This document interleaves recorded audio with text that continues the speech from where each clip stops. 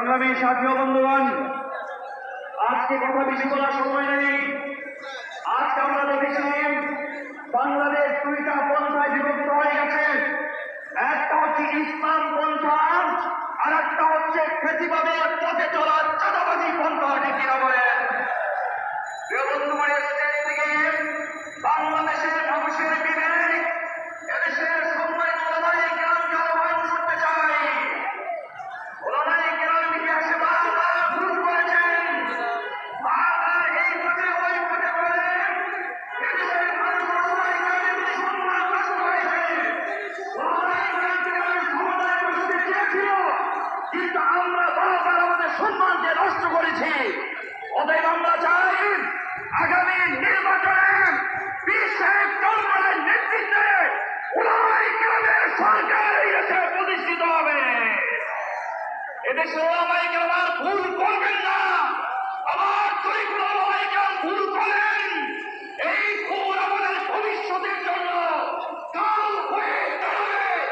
এবার কোনো ওলামায়ে কেরাম আওয়ামী পন্থা, বিএনপি পন্থা, বাম পন্থা আর কোনো পন্থা নয়, ইসলাম পন্থাই একমাত্র পন্থা হবে।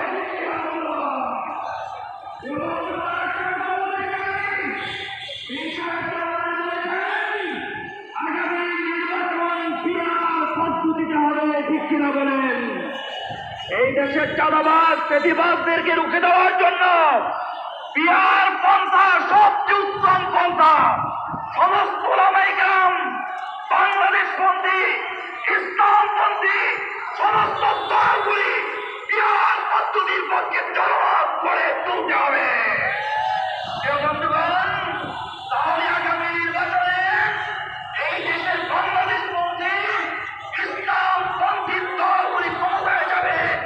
এই দেশ থেকে চিরতরে জাতীয়বাদ এবং চাঁদাবাদ নির্মূল হবে ইনশাআল্লাহ। এখানে বক্তব্য শেষ করছি। রাজপথে দেখা হবে, স্লোগানে কথা হবে। আজকে প্রোগ্রামকে সাফল্যমণ্ডিত করতে মিছিলে মিছিলে আজকে প্রোগ্রাম কানায় কানায় পরিপূর্ণ হয়ে গিয়েছে।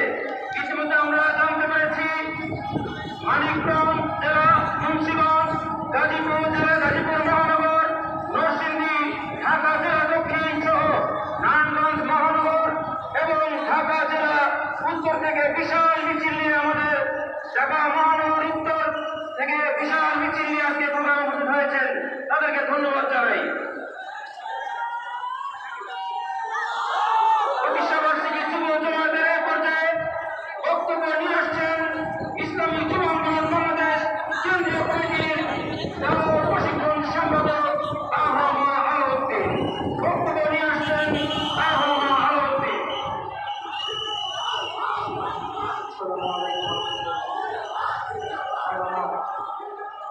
বিমান বাহিনীর দায়িত্ব আকাশকে রক্ষা, কিন্তু এরা জনগণের উপর আঘাত করে। স্বাধীনতার ৫৪ বছরে আমরা একটি শক্তিশালী আধুনিক সরঞ্জাম সম্পর্ক বিমান বাহিনী পাই নাই। আমাদের দাবি বিমান বাহিনী সহ সকল বাহিনী আধুনিক এবং সমৃদ্ধ করতে হবে। আর আমার ৪০% ভোট পেয়ে ১০০% ক্ষমতার চর্চা করা একটি বৈষম্য। এই বৈষম্য দূর করতে কার্যকর পন্থা হল বিয়ার পদ্ধতি। বিয়ার পদ্ধতির মাধ্যমে ন্যায়সঙ্গত প্রতিনিধিত্ব এবং জনমতের প্রকৃত প্রতিফলন করবে।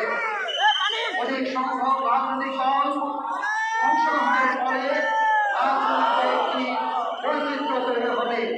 বেশি শক্তি, কালো টাকা এবং নির্বাচনী সহিংসতা দূর করতে বিয়ার পদ্ধতির বিকল্প নয়। এজন্যে আগামী নির্বাচনে দেশের একটি সুস্থ নির্বাচন ব্যবস্থা প্রণয়নের জন্য বিয়ার পদ্ধতির বিকল্প করে। আল্লাহ হাফেজ।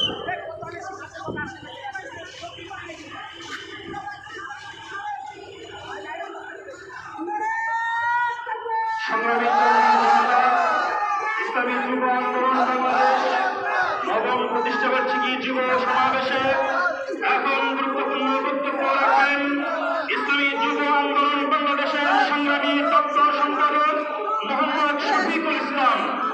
বক্তব্য রাখবেন মোহাম্মদ শফিকুল ইসলাম।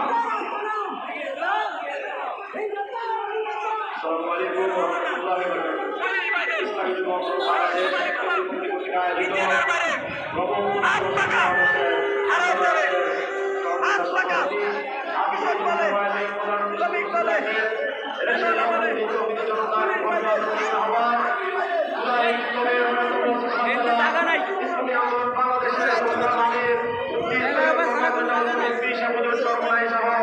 ইসলামী আন্দোলন বাংলাদেশের নেতৃবৃন্দ, সহযোগী সংগঠনের নেতৃবৃন্দ সহ আমার সামনে উপবিষ্ট ঢাকা বিভাগীয় শাখা থেকে আগত যুবক বন্ধুগণ, সকলকে ইসলামী যুব আন্দোলন বাংলাদেশ কেন্দ্রীয় কমিটির পক্ষ থেকে অভিনন্দন। প্রিয় সাথী বন্ধুগণ, আপনারা জানেন আজকে ইসলামী যুব আন্দোলন বাংলাদেশ নবপ্রতিষ্ঠাবার্ষিকী উদযাপন করতে যাচ্ছে। আজকে ইসলামী যুব আন্দোলন বাংলাদেশ 10ম বর্ষের